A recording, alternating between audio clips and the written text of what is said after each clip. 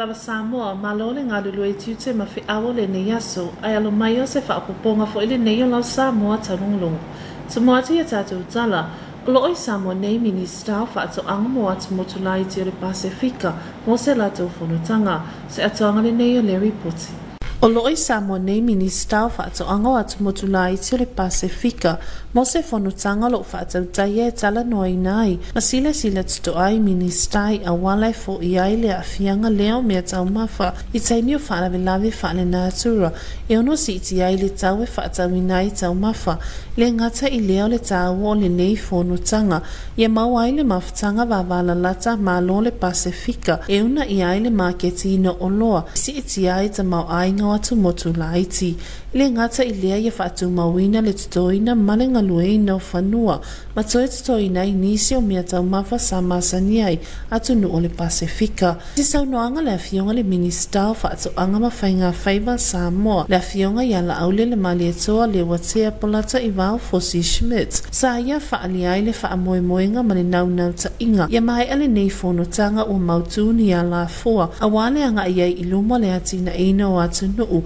e ala leife whaatau wa inga o loa i le wao malo i se tau tala whea ngai ma si iti ai ta mau ainga o atu motulai te o le Pasifika e le ngata i lea i a sauniuni vaenga uma e tali atu wai le malu pui pui o mea tau mawha pea o mai mala whaale nātura ma ia maua pea le mawhatanga wawala lata ma fe whaasoai i wao malo lai te o le Pasifika na ia muli tai a la fua mo le manuia o tangata uma le whana nai se kone mo lau Samoa Taulogologo. O leo aulia na nafi na tatala ino ano i ai se tasia polo keti ale matanga luenga o puna oa whaale nātura ma le si o manga o ni sailini mo la pata inga i taimi o whaalawe lawe whaale nātura se atoanga le nei o lea whaamoe.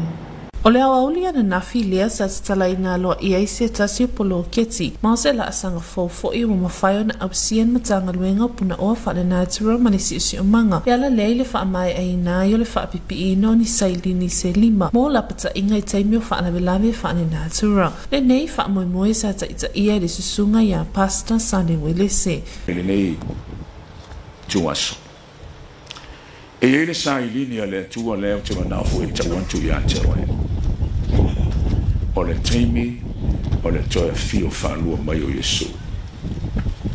Fe maritana la apostolo awa e fia ifo mai le langi le ali ilama, ma le alanga, ma le leo le angi usili, ma le bua le tua. E mo foi o le toe tu mo e woti o i le ali o na whafo sile o na amina o tatu e ola ma toe ina ia fatasi ma le ali ile mani monima. Le saunoanga autua le nei whaamoe moe matanga luenga. Sa saunoa i aine a fionga ni minista, a fionga te Sulu Cedric Schuster. Lalo ina leo sailini. E vave ona lapati ai, lapata i ai le atunu, i whaalawe lave matu ia, ma whaalawe lave tupu whaafose. Na umistaimi o tau whaanga solo mai le nei ngā luenga, o sifia fianga tele, ia tau. Ua whaatau nuina le whaatutu wina o sailini e lima i vai tafes, vai singano.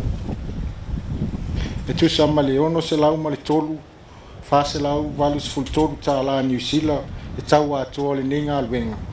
Ma sa whaatupeina mai le poloketi o le Green Climate Fund. Sa ia whaadia fo i le whaamoemoe mawalunga na lai o na whaia nei sailini. O nei te le se au ngā mon mamalu lau tele le atunu, ai mai se i nā tawolo o awhia tele, pea o mai lo longa ma swinga o ngaonga le tau. Walunga mo le nei sailini, e lapata i ai le mamalu o le atunu, o lo o alala, ma papa au i e fio anga o lo o awhia, i te tonu o lau whanua apo vai o le vai singano. E ati tupu mai lo longa e afua mai ti munga mamafa, a wha, ma ta whenga o le vai tafe o le vai singano. E tolu ni vaenga mo lapta inga o nei sailini, o mua, o le leo e whae e mo le 5 minuti. Lua, o le leo e tautala mai ai, wha silsilanga ma lapta inga. Ma le lona tolu, o le mo li lanu mu emo, ma wha iloa mai ai le lapta inga. E mwhai fōi o na whao ngā mo nisi whaalawe lawe mātu ia. E pei o tsunami, a wha, Mamu matautia. O whaatuina nei no whanga I lima. E awhi ai nei lolotoa almatanga luenga wa onga. Ta alonga maanga nu. Reno whanga le EPC tanu ngā manono. O le whanua whaasao o le mālo I mangiangi. Male malai ta alo o le apia paka. Whaapea lalavaya. Sa whaalia fo ia le awhionga le minister, le taimi mo le nei wa whaatutui naini sailini mo lolonga, mao se mitamitangan matanga nuenga watini le nei wha moe, o nai umise taimi sa tau mawhai mai ai, sa ia pa ia mai le awauli ananafi, watatala I nā loa ia ai. O le taimi mo le nei wa whaatutui naini sailini mo lolonga, ua mai a fo I ona whaofina, I le fesota inga o sailini ne po se po le network, mo fa la fa fosi I e tsunami pe yona ye nei ma e tele se so sani nei sai lini fo I le tatu so ta inga mo le lampa ta inga mua mo fa la fa le natua se tasio por calambio lo tau fa I le tatu man tanga luenga mai se le tatu malo se tasi ne va inga taua mo fa le leo au nanga mo lapata inga mua mo wha lave matuia. Tau ia ina ia o ngāle ne ia tina I tele. E wha leia tili aile ma whai o na tali atu le mamalu o le tātou atunu. Ia fianga o suinga o le tau. Wha pēa wha lave matuia. Wha ono a fia ai lo tātou soifua. Ne whana nei se konimola Samoa Taulogologo. E tō tolo ni suia le au sisi o a mea mamafa Samoa, sa whatu ina ni matati a fōi ni usinei ta anonga le Oceania, e peona a wai atu I ai le whai ungo le vai aso, se atuanga le nei o le reporti mai a tapu tailo kiti ona. E tō alua ni suia le au sisi o me mamafa Samoa, sa whatu ina ni matati a fōi ni usila, e ta alonga le Oceania e peona a wai atu ai le whai ungo le vai aso, o le ali o taon o pilongi o ia lea sa manu malo ma wha manuieina I le pini aure ta alonga le tau pulenga o le nei tau sanga I Birmingham, I le vasenga I vasfuduono kilo kalamali I, mana ia whatuina ni matati a fōu se tolu I New Zealand I whai ungo le vai aso, na ia si ina le selau ma le 2 kilo kalama I le snatch, 2 selau ma le 7 kilo kalama I le clean and jerk, ma o le au whai na ia si ina e tolu selau ona su ma le 7 kilo kalama, o whea ngai ngastawas o le na manu malo I le siliva ta alonga I Birmingham I le vaenga tamaitai, I le valu se 7 kilo kalama, le sa ia whatuina se matati I le selau 5 ma le 2 kilo kalama I le clean and jerk, o le tau lea lea ia John Taffy na manu malo I le vasenga o lii I le 7 kilo kalama, ale Oceania Junior I le selau 3 kilo kalama, I le vasenga o lii talavou I le valu 7 kilo kalama na manu malo ai to vi o a jang, ma wha ama wina ai fo se matati a fo, e selau fa se 4 kilo kalama I le clean and jerk, na manu malo a watu o pelonge I le vaenga matsua, o le 7 kilo kalama tamaitai, a tūlanga lua fausitina o pelonge e se 10 tausanga I le valu 10 kilo kalama. Mao I mo sina pele natu 5 tausanga le matua na manu malo I le vaenga tamaitai talavou valu 7 kilo kalama, ai o le sina fia pule na manu malo I le vasenga lai te tamaitai I le valu se 7 kilo kalama, I se pepo whamatalanga ta uai, le nganga fia o le whaia onga le au sisi o me mawha ia e to au pepe cherry wawo, o se fianga mata ina ma wha fia lota le tamo whai ngalo ma whanau mo iai nei, o lo wa aia pia le si iti ai o le tamo whai whanau se tatu watunu iso se wha anga tamai awa iai. O le tele matati e sa au sia whanau sa awai matau wa, e le ititi le tawa o nolo o latu au sia ni matati a ale vaenga matutua, e pei ona ile tamaitai Faustina o pelongi, taptalo kitiona, malo Samoa Taulogologo. Le awhaia sina tātou malolonga popo, mo nisi o tātou whaasalalaunga whaapisi nisi, ona toi taliu mai lea mo le ngangana whaaperitania. Your TV2 News will be right back after this short commercial break.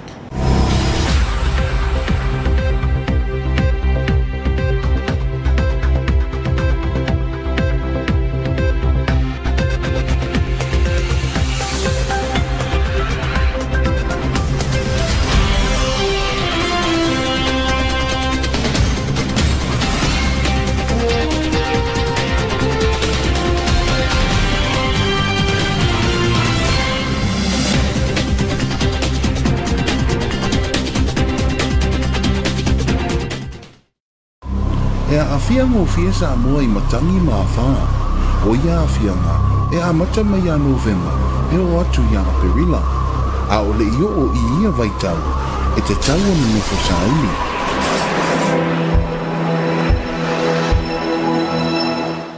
Si akilo mota, po maru puipuia. Fa mamale lotoa, mai mea e ono lea I matangi manolosi. Fa angatanga au o tau latalata le fale, ma waia ele tise.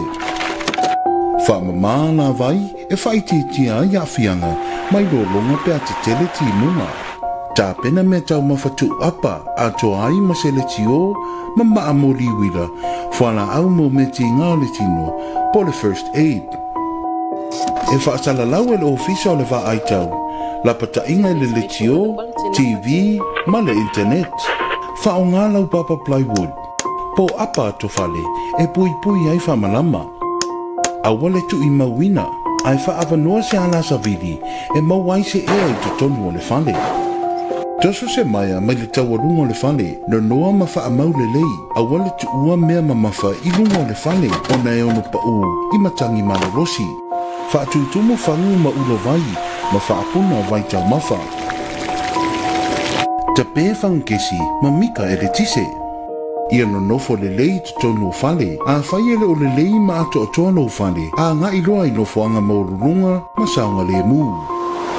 O a whae ma fua mai ailo o longa, ma nisi whawhita auri, tau mamao mai vai tafe, a wanga lau papa, ma le ngatai fale. Po le saunga le mu o lo ainga, ta pena sauni ma nofo silafia, pui pui, ma whaatino la pata inga.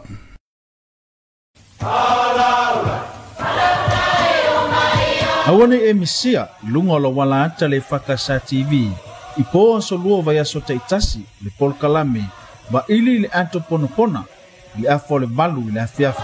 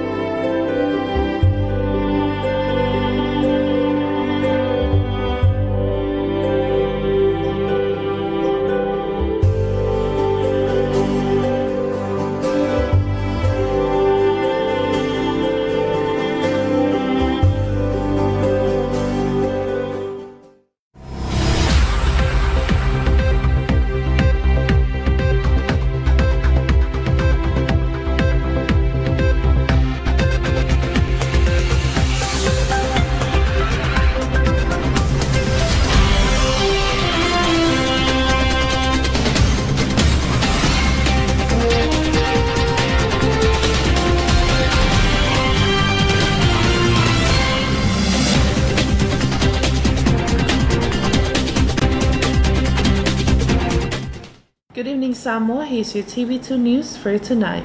Leading our bulletin, the ministers of agriculture from Pacific Small Islands developing states are meeting in Apia this week to seek and map out solutions to food security in times of natural disasters. Here's more on this report. The Food and Agriculture Organization of the United Nations and the Government of Samoa, through its Ministry of Agriculture and Fisheries, hosted the Pacific Small Island Developing States Solution Forum from the 28th to the 30th of November 2022. The Pacific Seed Solution Forum will be held under the theme, Working Together to Leave No One Behind, bringing together leaders from small island developing states in the Pacific as well as heads of technical and resource partner organizations, hundreds of public policy makers and practitioners, community leaders, farmers, entrepreneurs, and private sector stakeholders will also join the event to present and discuss innovative Pacific-based solutions and opportunities to help bring about an agri-food systems transformation and defeat hunger and malnutrition for all. The meeting is a follow-up to the meeting in Thailand in August 2022, where leaders endorsed the food security roadmap towards 2030, which specifically targets actions and initiatives to address the concerns. The focus then was also food security, and the theme for this week's meeting is Pacific Small Islands Developing State Solutions Forum. Samoa's Minister for Agriculture and Fisheries, Honorable Laulile Malietoa Lewatea Polata Ivalfosi Schmidt, said the expectation of the 3-day meeting is connectivity and sharing within the region. He also stated the challenges faced by Pacific countries during disasters is the high cost of fuel, freight and cost of imported goods, and the Pacific should invest and focus on local commodity supplies to cater for a country's food needs during a disaster. He said what other Pacific islands do not have, others can supply, and it is important to sustain the supplies and the development of goods for exports overseas. Another important aspect is the biosecurity laws which countries can apply for and stay connected within the region, especially with countries like New Zealand and Australia. Lefana Naisekone for your TV2 News. The Ministry of Natural Resources and Environment officially launched its new project yesterday afternoon. Here's more on this report. Yesterday afternoon launched 5 sirens to enhance climate resilience for the Waisingano River catchments by the Ministry of Natural Resources and Environment. The launching ceremony was led by Pastor Sally Welese. Honorable Taulogologo Cedric Schuster, in his keynote address, highlighted this project as another milestone for the ministry. Significant milestone in our continual efforts to enhance Samoa's resilience to climate-induced and natural disasters through better preparedness and effective and timely response actions. The establishment of a flood warning siren network has been in the works for quite some time, and I'm pleased to see this work come to fruition with the launch of the 5 flood warning sirens in the Waisingano catchment. The total cost of $603,483 New Zealand dollars was funded through the GCF Waisingano Catchment Project. And I acknowledge also the MCS New Zealand, who was contracted to procure and install the 5 sirens. He also stated, Sirens will provide effective and timely flood warnings to vulnerable communities residing along the river banks and floodplains to respond quickly to flood disasters in order to save lives. Each siren has a warning tone, a warning voice, and warning lights. The sirens will also be used to provide warnings for other natural hazards, such as tsunamis and tropical cyclones. They are strategically located at the EPC Tanungamanono Power Station, Apia Park, Mangiangi Reserve, Lalovaya, and here at the Ministry of Education, Sports and Culture compound. The 5 sirens have been set up to connect to the existing emergency radio network and tsunami siren network to ensure our early warning systems are integrated and well connected for effective preparedness, monitoring, and response actions. Honorable Taulogologo Cedric Schuster concluded by adding that these sirens should be well looked after and maintain its effective for many years to come, as these sirens are very useful and important. Underscore the importance of ensuring these sirens are well looked after and regularly maintained to ensure they remain operational and effective for many years to come. The Waisingano Flood Warning Siren Network will greatly enhance our national multi-hazard early warning system, a collaboration of the government of Samoa and the World Bank in response to Samoa's prioritized Pathway for Development 22-26. towards a climate-resilient Samoa. Lefana Naisekone for your TV2 News. 2 Samoan weightlifters have set new Oceania records at the New Zealand National Championships last weekend. Here's more on this report from Taulogologo. Samoan weightlifters have set a new Oceania records at New Zealand National Championship in Mount Mankenui. Don Opelongi, who is the 2022 Commonwealth Games gold medalist in the men's 96 kilogram class, sets 3 new records. He lifted 102 kilogram in the snatch, 207 kilogram in the clean and jerk, for a total of 367 kilogram. Feangai Ngastawas, who won silver in Commonwealth Games in Birmingham in the women's 87 kilogram category, set a record of 158 kilogram in the clean and jerk. Their colleague John Taffy won the men's 87 kilogram class and sets a new Oceania junior record with 130 kilogram snatch in the men's youth and junior 89 kilogram class. Toby O.R. Chang took the win, as well as setting a new Oceania youth record with 144 kilogram clean and jerk. Avatu Opelongi won the women's 76 kilogram senior class, and Faustina Opelongi was second in the women's 81 kilogram senior at only 16 years of age. And 15-year-old Imosina Pelenato won the women's youth 87 kilogram class, while Lesina Fiapule won the women's junior class at 87 kilogram.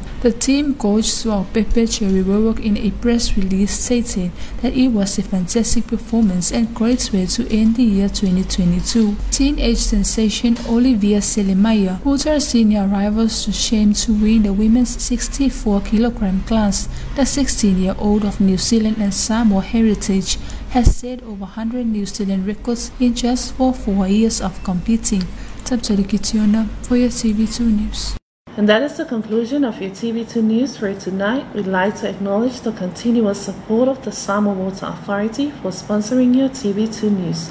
Enjoy the rest of your TV2's remaining programs. Good night.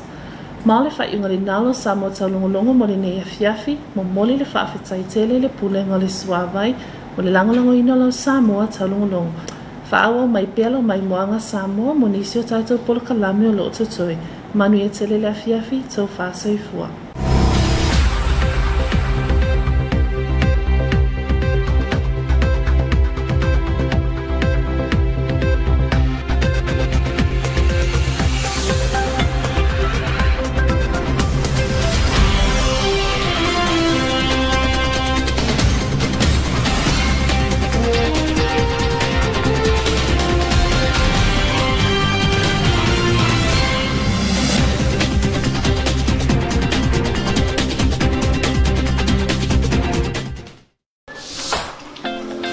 I am a customer. I am a customer of Samoa Water Authority. Of Samoa Water Authority. I was so frustrated at having to pay so much for